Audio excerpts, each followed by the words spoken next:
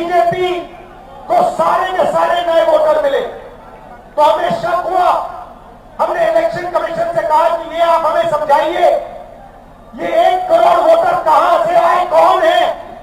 Election commission हमें कहता है हम नहीं समझाएंगे, हमें कोई जरूरत नहीं है तुम्हें समझाना। फिर हमने उनसे कहा कि देखिए, आपने सीसीटीवी लगा रखे हैं, कानून है कि सीसीटीवी, जो भी सीसीटीवी मांगेगा, जो भी पार्टी सीसीटीवी मांगेगी वो देना पड़ेगा।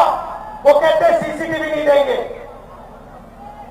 फिर हमने कहा देखिए, वोटर लिस्ट दीजिए, हमें बताइए, हमें पता लगाना है ये कौन है।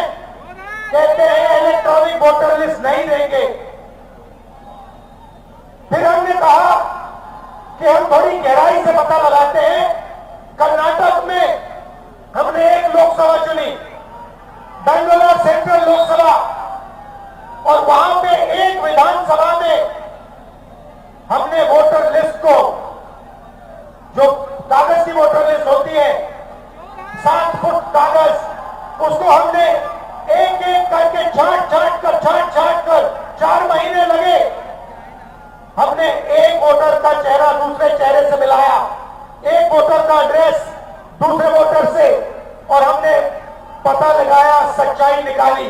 भाइयों बहनों, बेंगलोर सेंट्रल का जो चुनाव हुआ, बेंगलोर सेंट्रल में जो लोकसभा का चुनाव हुआ, वो चोरी का चुनाव था।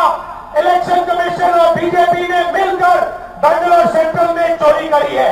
मैं आपको ये गारंटी देके कह रहा हूं, मेरा प्रेस कॉन्फ्रेंस देख लीजिए, उधर लिस्ट बनी हुई है, डुप्लीकेट वोटर फॉर्म 6 में अलग अलग एड्रेस, एक छोटे से घर में 50 अलग अलग वोटर, गलत एड्रेस 0। हमने 1 लाख ऐसे वोटर देश को दिखा दिए। और इलेक्शन कमीशन क्या कहता है? इलेक्शन कमीशन मुझे कहता है आप एफिडेविट दीजिए, मुझसे एफिडेविट मांगता है, मगर जब अनुराग ठाकुर वही बात कहता है जो मैं कह रहा हूं, उससे एफिडेविट नहीं मांगता है।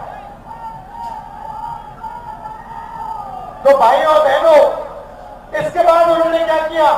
इन्हें पता लग गया कि अब इंडिया गठबंधन छोड़ेगा नहीं। इन्हें पता लग गया कि हम बात समझ गए हैं, वोट चोरी कैसे होती है, हम डुप्लीकेट वोटर की बात समझ गए हैं, फेक एड्रेस की बात समझ गए हैं, फॉर्म 6 की बात समझ गए हैं। तो इन्होंने अब नई तरकीब निकाली है, SIR। SIR मतलब बिहार की जनता से उनका वोट चोरी करने का तरीका। पहले छुप के करते थे, अब खुलेआम सबके सामने।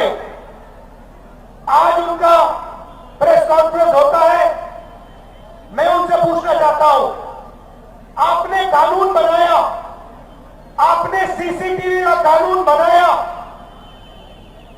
फिर आपने उस कानून को बदला क्यों?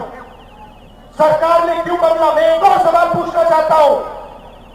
भाइयों और बहनों, आप जानते हो कि इलेक्शन कमिश्नर पर कोई भी केस नहीं किया जा सकता है। आप जानते हो कि हिंदुस्तान का कोई भी court, high court, supreme court उन पर केस नहीं कर सकता है। आप जानते हो ये कानून कब बना? जानते हो? 2023 में ये कानून बना। ये कानून 2023 में क्यों बना?